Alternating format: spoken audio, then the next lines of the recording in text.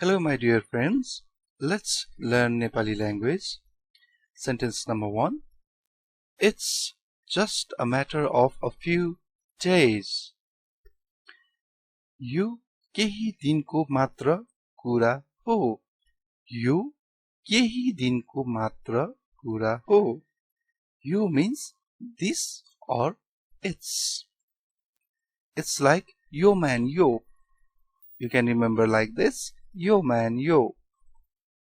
Kehi din means few days. Matra means only or just. Now sentence number 2. Will you please give me a lift? In Nepali, कृपया मलाई lift दिनुहुन्छ? कृपया मलाई lift दिनुहुन्छ? Here, कृपया means please. Another sentence. Everything was as it should be. सबै कुरा जस्तो हुनुपर्ने त्यस्तै थियो. सबै कुरा जस्तो हुनुपर्ने त्यस्तै थियो. सबै कुरा means everything. Another daily use sentence. Shall I come to call you? के म तिमीलाई बोलाउन आऊ? के म तिमीलाई बोलाउन आऊ? म means I and Timi means you. Next sentence. His brother has come yesterday. उसको भाइ हिजो आएको छ. उसको भाइ हिजो आएको छ. भाइ means brother and उसको भाइ means his brother. भाइ means younger brother. हिजो means yesterday and आएको छ means has come. Next sentence. His feet were covered with mud. Now let's learn how to say mud in Nepali. उसको खुट्टा माटोले लटपटिएको थियो. उसको खुट्टा माटोले लटपटिएको थियो. लटपटिएको, लटपटिएको. You can try it. उसको खुट्टा means his feet. Khutta means feet. And mato means mud. Matole latpatiyeko थियो means covered with mud. Another sentence about time. Do you know what time it will start?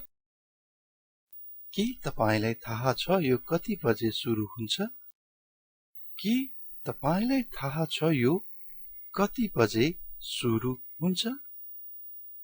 के तपाईलाई थाहा छ means do you know?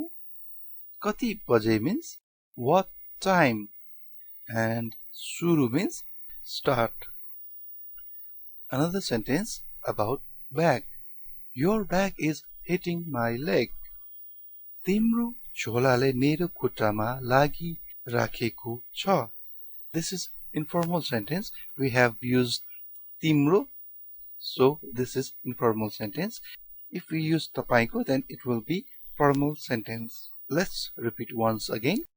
तिम्रो झोलाले मेरो खुट्टामा लागिरहेको छ. झोला means bag. It could be a small bag or big bag or school bag. तिम्रो झोला means your bag.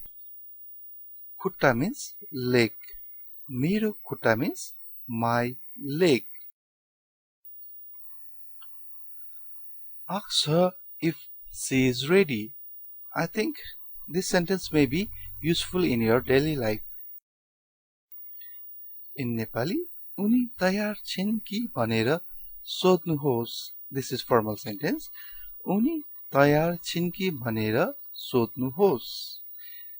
And informal will be उनी तयार छिन् कि भनेर सोध. It will be like this. S-O-D-H-A. Sodha. This will be informal. Sodha or sodnuhos means ask. And tayar means ready For more resources, please visit agentaakash.com/Nepali. And for Nepali typing, please visit agentaakash.com/Nepali typing. Here is the user guide for typing Nepali font. You can type like this: UNI, Uni. For Tayar, TAYAR, Tayar. You can type like this. Thank you for watching.